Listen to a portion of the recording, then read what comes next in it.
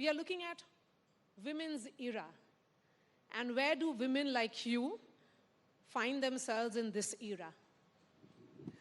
Hi, very good afternoon to one and everyone. Thank you for the wonderful introduction. And Maria, thank you for inviting me here.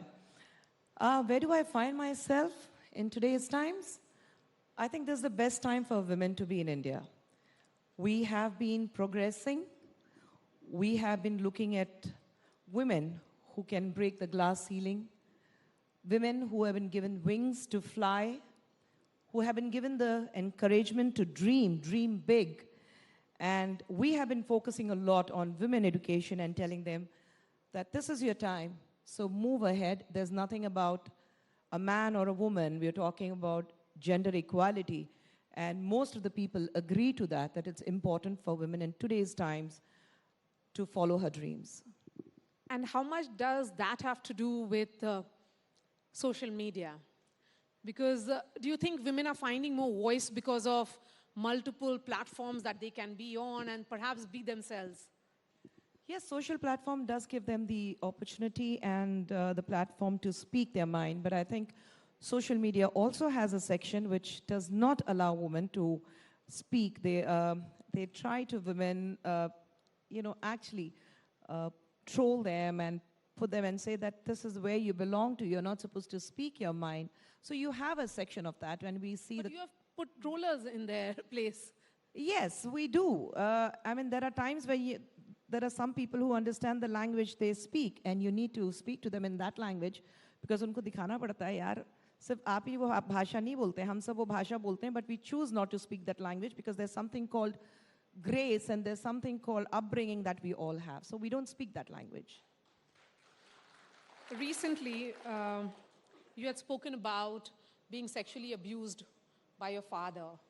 Why did you choose to speak today?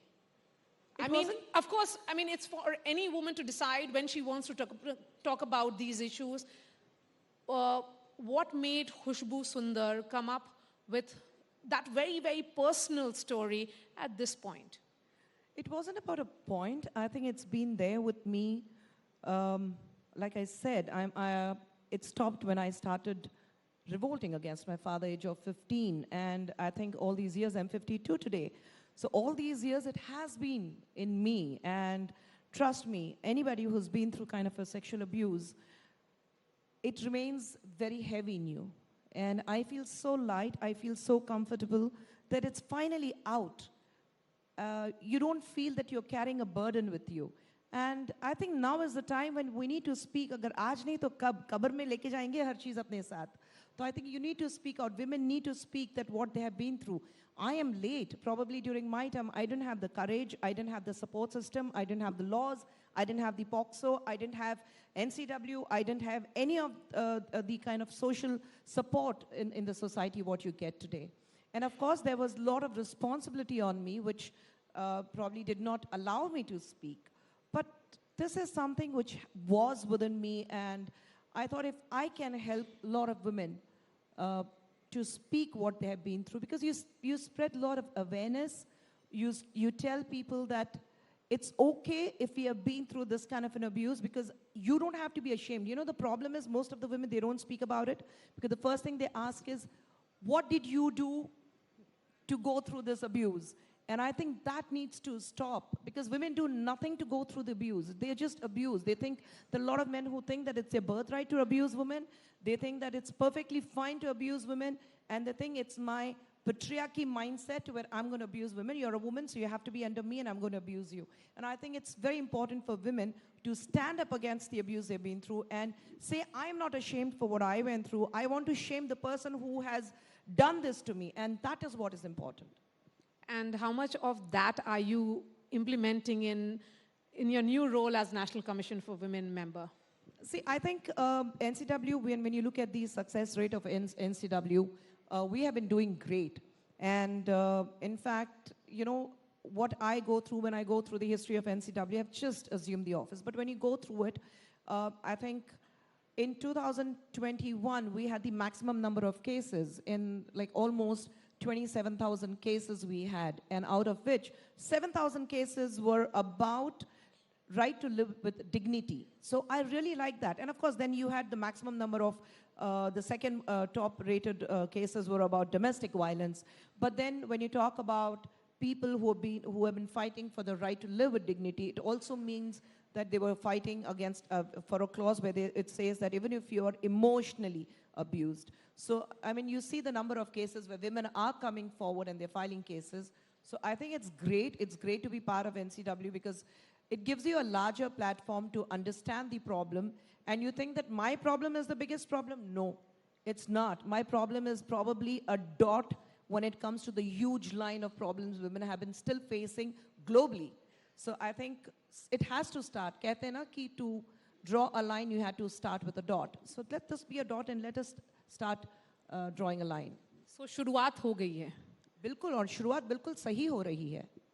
और इस शुरुआत क्या journey कैसा है? मेरा सवाल ये है कि you know women have to support women and that's why we look at sisterhood.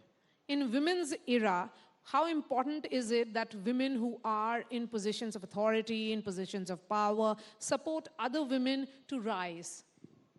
I think it's extremely important, but what I personally feel is, why are we always looking for a support? What is important is how courageous you are to make a mark for yourself, to make the difference, to bring in the difference in the society. I think the minute you start depending on others, the minute you look at expectation, it leads to disappointment. So I don't expect things, but yes, I definitely would want not a woman, but I think in today's time it's very important that men need to come out and support women, because when you're talking about the hierarchy or the patriarchy mindset, that starts with men, where men say at home that मेरी बेटी और बेटा कोई फर्क नहीं पड़ता, लड़की हंसे तो बिल्कुल सही है, लड़का रोए तो भी बिल्कुल सही है. Gone are the days where you say that अरे तुम लड़की हो, इतनी जोर से तुम हंस नहीं सकते हो, और लड़की जब लड़के रोते हैं तो कहते हैं कि क्या लड़कियों की तरह रो रहे हो. I think we need to get away from that mindset. But Khushboo, you know, because you endured in silence till the age of 15. At that time, were you looking for some support from within the family? No, because I didn't tell anyone about it.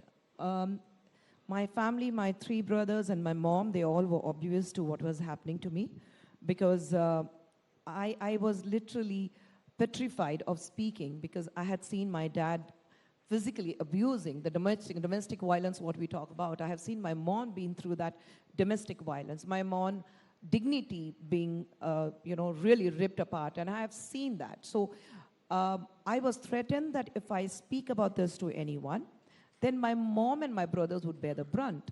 And I think that fear kept me, absolutely made me go silent about the abuse, what I went through. But then there comes a time where you say it needs to stop. You have to put a full stop, where you understand that what is happening is absolutely wrong, and especially from a person where every girl thinks that my father is my biggest hero. And when it comes from that person, that kind of an abuse, I think you start really, there was a time when I went through whether, did I go wrong somewhere? But then you come at the age of 15, you realize that it wasn't my fault. It's just that some men are built and made that way. And they're not the right people to live with. And I wanted my mom also to stand up and say that enough. I'm not going to tolerate this man with physical abuse and domestic violence, and where my dignity is actually broken every day. So that's when I spoke to my mom about it, and she stood by me.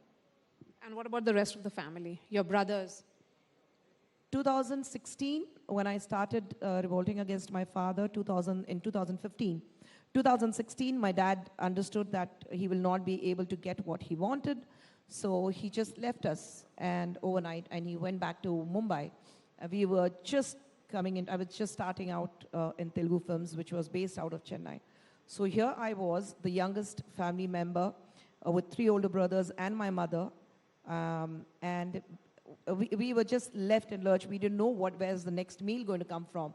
And since I was a minor, whatever the bank balance I had, my dad took it with him.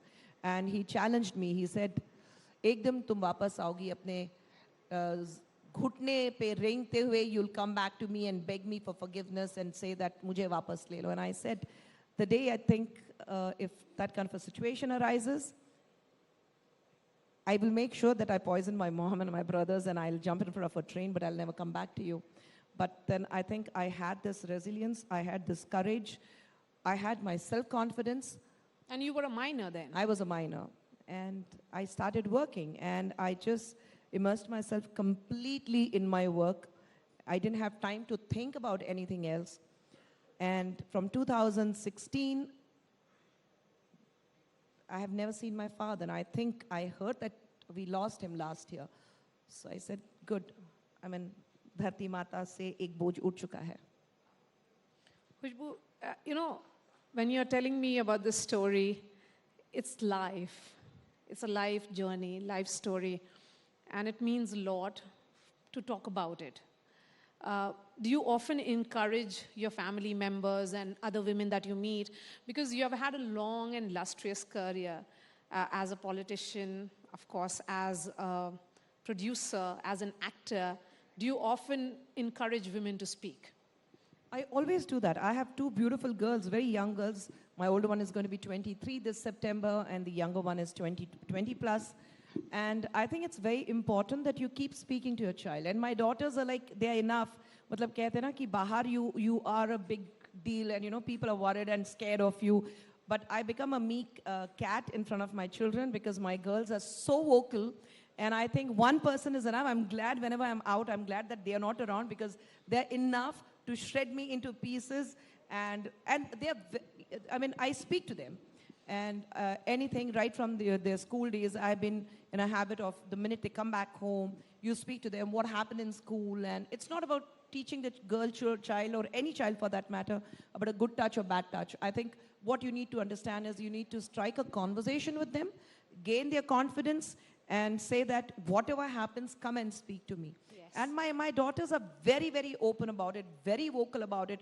There are times when we have political differences, but they are open about it. And we love the fact that there's a very wide and open conversation within us. Thank you so much for this conversation, Khushboo, and it's a pleasure that, and thank you for all the effort that you made to come and participate in Rising India. Please stay with us. Thank you so much, ma'am, for sharing your honest thoughts. And Maria, I'd request you also to please stay on stage, as now is the time for felicitation of the real heroes in the field of gender equality. So ladies and gentlemen, presenting the winner in this category.